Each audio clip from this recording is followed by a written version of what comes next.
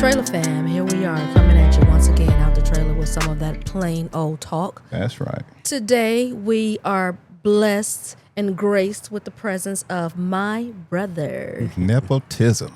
Sean. There you go. Starting already. You ain't no Nepo baby.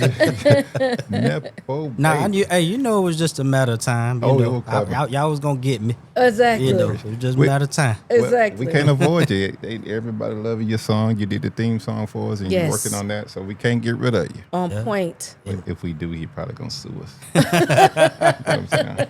I got my copyrights. I got my Time stamped and dated, right? time stamped and dated, baby. I'm gonna erase all the video.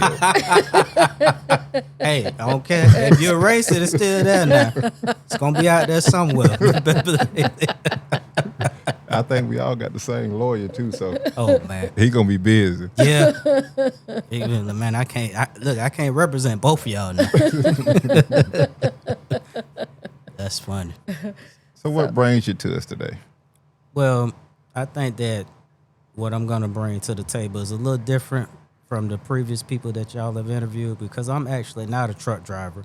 Right. But at one point, I was an inspired truck driver, and I decided to kind of go a different route, due to, certain circumstances. But all in all, through all the trials and tribulations, everything kind of turned out. I kind of landed on my feet the way I should have, but just kind of share my story a little bit concerning that. Okay, well, give us a little bit of your story. So I will share just a little bit. I'll go back to 17 and a half. That sounds like a lot, driver. Well, I got to go back that way because if I don't, if I jump right in the middle, then you won't understand. Sometimes you got to go to the beginning in order to understand, The end. the end, exactly. Well, we're not at the end, man. You still a young man. We're a long way from the end. There you go. That's right. There you But go. So 17 and a half, I did get in some trouble, basically due to just kind of being at the wrong place at the wrong time. And at the same time, hanging around probably people I shouldn't be hanging around.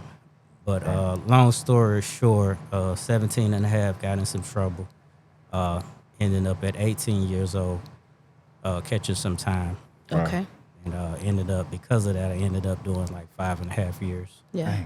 Yeah, it's a lot of time. So the crazy part about it is being locked up wasn't even the hardest part. It was what I felt like I lost the whole time that I was in there. It is nothing like physical or tangible that I lost, but it was more of an emotional part that I went through during that time. I was going through all that. My sister was, she was engaged to get married, in the process of getting married. And then when I was locked up, her fiance ended up getting shot and murdered. Right. I ain't gonna say killed, but murdered. Yeah.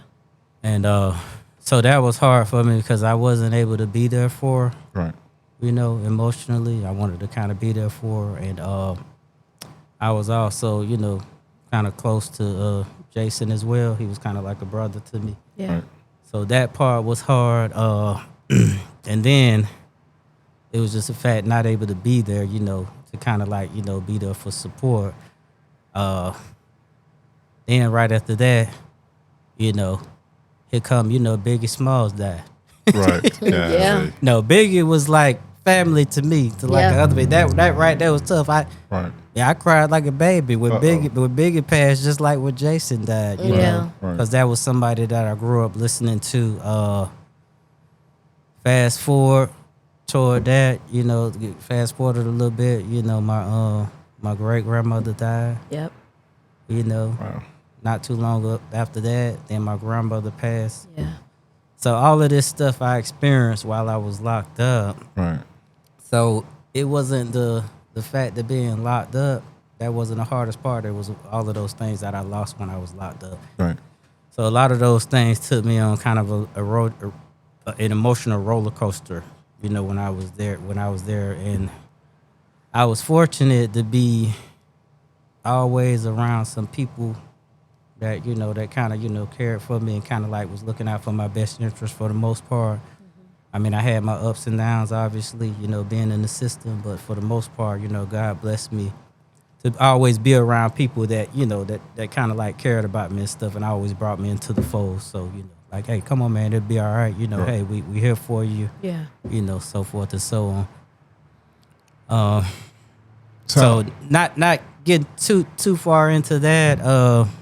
So after I got out, that's always the question, right? You got to figure out, maybe, what am I gonna do? Like, what am I gonna do with my life, right? So I looked at a lot of different options. I was a convicted felon, so it wasn't too many options, right? So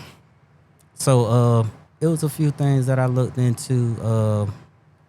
I was fortunate to be around some people to kind of give me a few knowledge on a few things. A lot of people don't know, being a convicted felon, and when you get out, there are some options, especially if you're not a repeated offender. You can either get your record expunged or you can get your record sealed. And then for people that don't know what expunge is, what is that? I know it's a legal term, but what is it? What does it do for somebody? I'll start with the lesser of the greater. So getting your record sealed means that when people do a background check on you, they're not able to see it. But they need to be aware. Law enforcement still can exactly, see it. law enforcement could still see see it, it. or somebody could just Google you Right. and see it, or they could go on like a criminal site and pull you up, Right. or what have you. So that's having your record sealed. Now, expunge is the greater of the two. If you get your record expunged, it's like it never existed. Right. Now, and so they can't find you. Like right now, if you type my name in, I'm nowhere in the system. I can. But we don't have to be afraid of you though. You weren't no Al Capone or nothing like that, right? Man, ain't no killer on this stuff. Ain't no killer, man. But I know. But don't push me though. I know.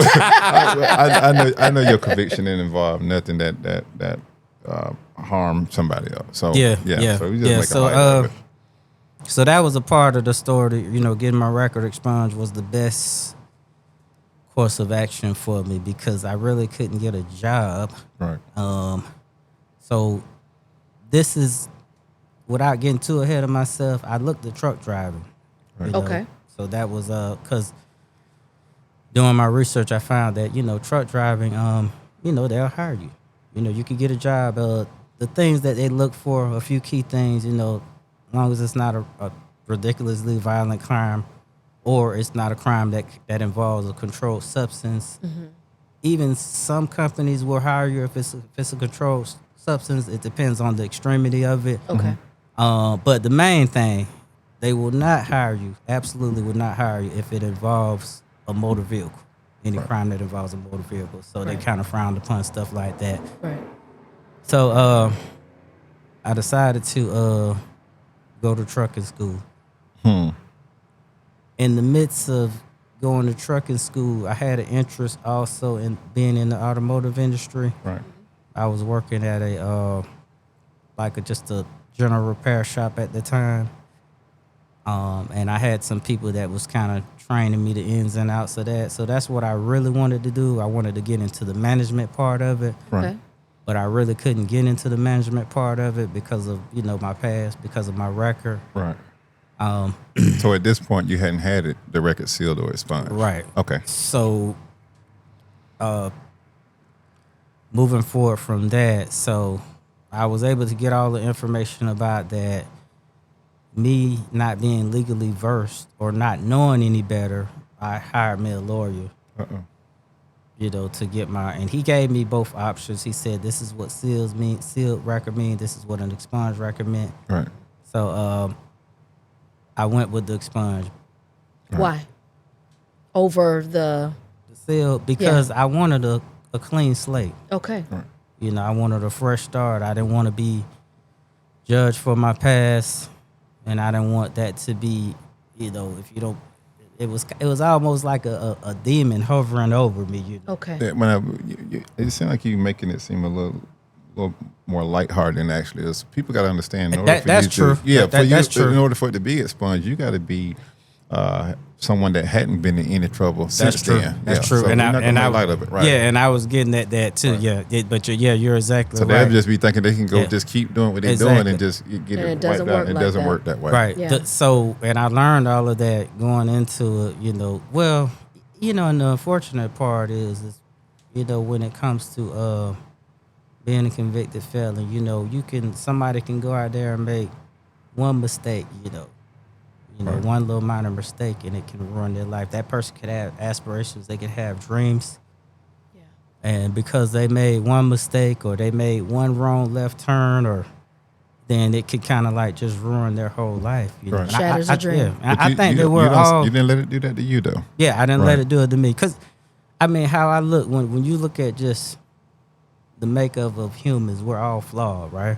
Right. Absolutely. We're all flawed. Yes. And that's why I try not to hold people to too much of a high esteem, because I know eventually they gonna fail. They gonna say something, that's gonna piss me off. They gonna do something that I don't like, because we're all human, right? And vice versa. That's just exactly Yeah. both ways. So Yeah. I try not. I do hold certain people in high regard, but I try not to really just hold them up here like they're gods, like they're just Right. perfect, Yeah. and they can't, And I do that by examining myself daily.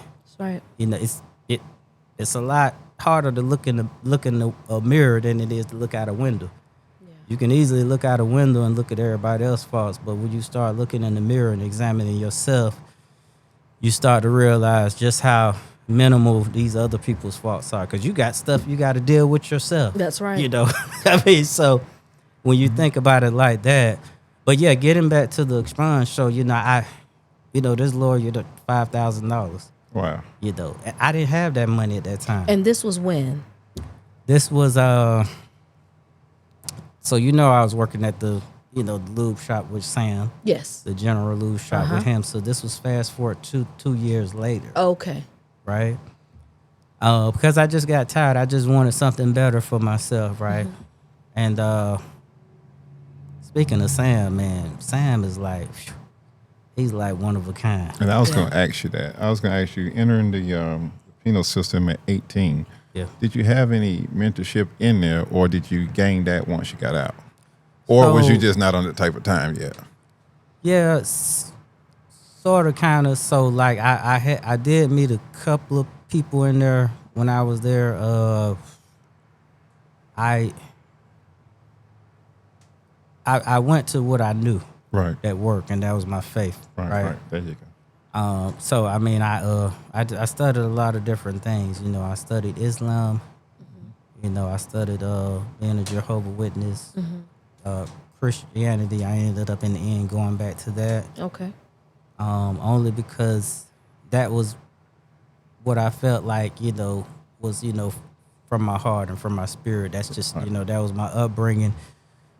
And I feel like, that was, that was the truth, and that was the way, that was the life that I wanted to lead, Okay. Right. because that was basically what got me through. Right. It was home. Yeah, it was home. And I felt that, I always felt like people were praying for me, the prayer warriors, my sister. Right. Speaking of my sister, I don't tell you how much I appreciate you enough.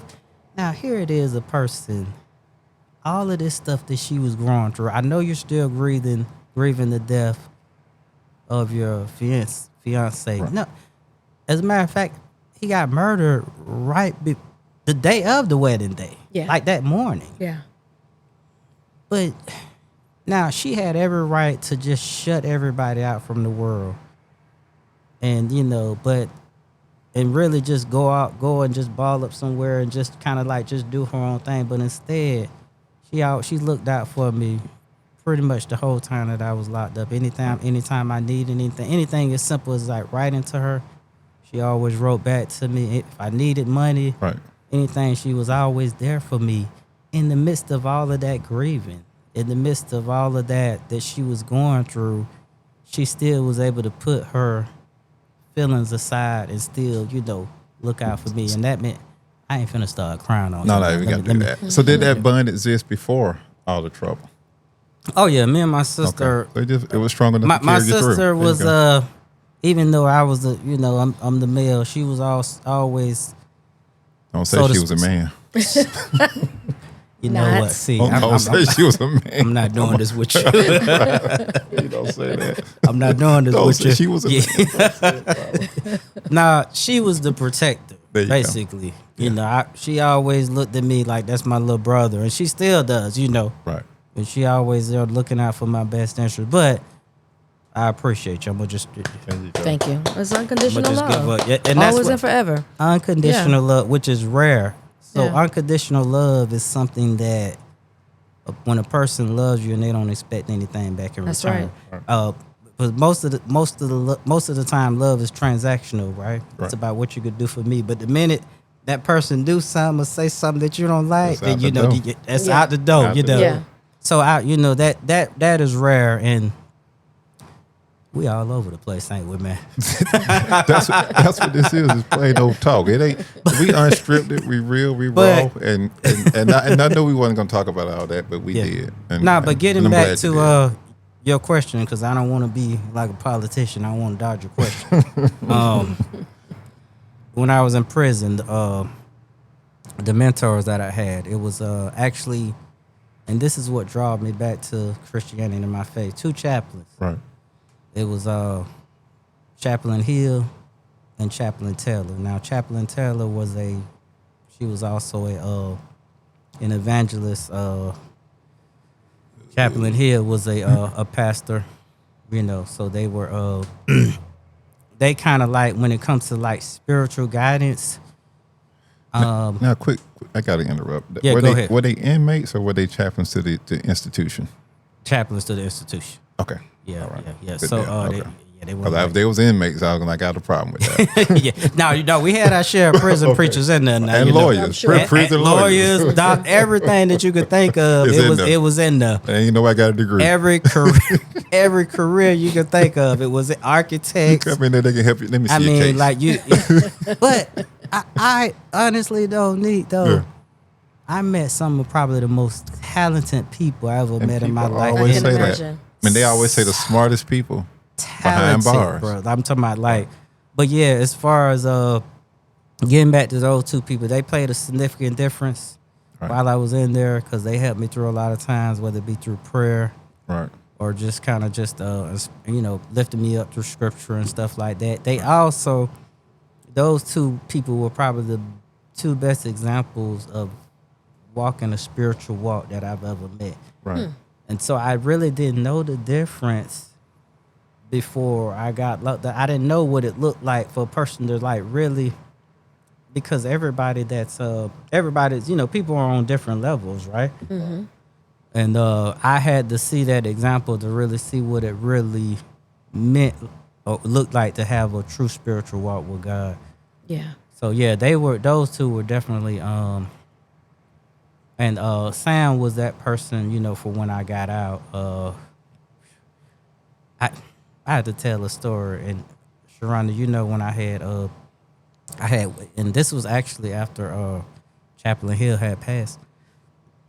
And remember, and I didn't tell you this, but you remember when I fell into like a really deep depression. Yes.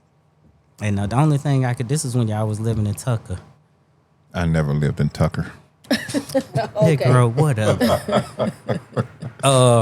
Look, I'm not trying to tell all your business, man, but Hey. and the only thing I'm gonna tell you, my sister tried her best, man, but the only thing she really could do is offer me a place to lay my head on the couch. Right. You know what I'm saying? At that time, it really, Right. you know, and that was the best thing that she could do because she seen at that time it was really nothing that she can say that could really pull me out of that, but I could feel her praying for me. But man, Only time will take care of that, though. yeah, Right. And you gotta But, let time be your best friend. yep, exactly, Right. exactly.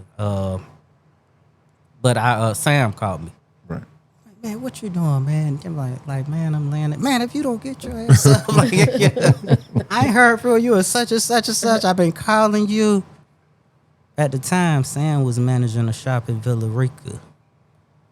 Let me tell you how, and y'all know how far Villa Rica is. Oh, yeah. Let me tell you how good of a friend this dude is.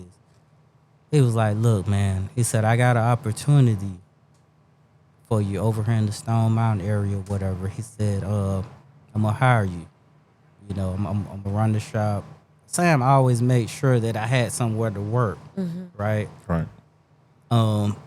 He just was, he just always put himself, he always put me before, he put himself before, put me before himself in so many occasions, man. Right. That's why I'm like, I don't think I would ever meet anybody like that. Not here in New York. I can't even get him to come back up. He's like, man, every time I come to Georgia, I get in trouble, man. I ain't coming back Now, up. Uh-oh. didn't back down Sam there. share some of the same background as you Yeah, so regarding Sam- the penal system? Yeah, and Sam was actually part of the reason why I kind of went toward getting my record expunged. Because he was like, look, I want you to be able to kind of, just not only just be good, but be great. But, as long as you have this kind of, hanging over you, it might be some issues, You and Sam, maneuvering around the automotive business. you and Sam was close in age. You had an age difference. Or? No, Sam got me by like 5 years. Okay, pretty Yeah, close though. he was a little older than me. So in the middle of trying to get my record expunged, it was a longer process than I thought it was, and Right. and only because it took me a while to, to come up with all of the money and stuff. It's because I was paying my lawyer, by the month and all of this stuff, and when you're paying them by the month, they work when you're paying them. Yeah, they work. they work how you pay them. When you pay 'em, So, I decided to. So I was kind of in limbo between having getting my record expunged, and working in the automotive industry, trying to make a living for myself. And there was a guy that I had a conversation with. He was a truck driver. He was a guy that came into my shop. He was like, well, man, you could get hired, because I kind of told him my little story. And he worked for CR England. Oh, Okay. man. And he was like, man, they'll, get you, pay for you to go to Waxahachie, Texas out there and, with them old cowboys, them old country boys. He talked just like that. One more country boy like that. And I chew on straw, just for fun. But, yeah, he was an old country boy. He was like, look, man, let him get your old ticket, your bus ride ticket up there, and it's going to be a rough drive, but when you get up there, I guarantee it's going to be worth it. Okay. So I ended up signing up for CR England, and it was a 3-week course. But from beginning to end, by the time that 3-week course is over, you would have had be a full-fledged truck driver in 3 weeks. That's right. That's it. I'm like, well, God, dog, like you people go to college for 4 years, and no, but seriously, and I have nothing against college. Right. If that's your path, that's your path. But I mean, there's people that go to college for 4 years and 5 years, all this, and they don't even make real truck